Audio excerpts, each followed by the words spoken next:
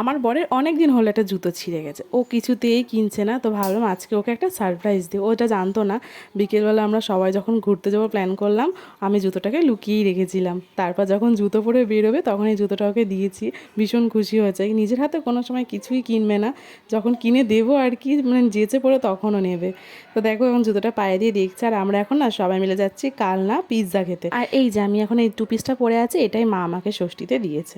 তো খুব সুন্দর হয়েছে জামাটা। তো আমরা এখন সবাই মিলে চলে এসেছিলাম ওই যে বললাম পিৎজা খেতে, কিন্তু ওই দোকানটা খোলা ছিল না বলে আমরা চলে এসেছিলাম আহারে।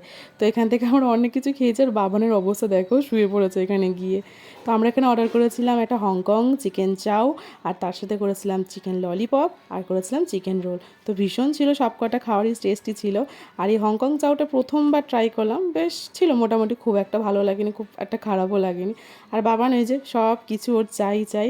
তো আজকের দিনটা কিন্তু ভীষণ এনজয় করে কাটিয়েছে, যেহেতু অনেক দিন পর আমরা সবাই মিলে একসঙ্গে ঘুরতে বেরোলাম। তো চলো আজকে এইটুকুই।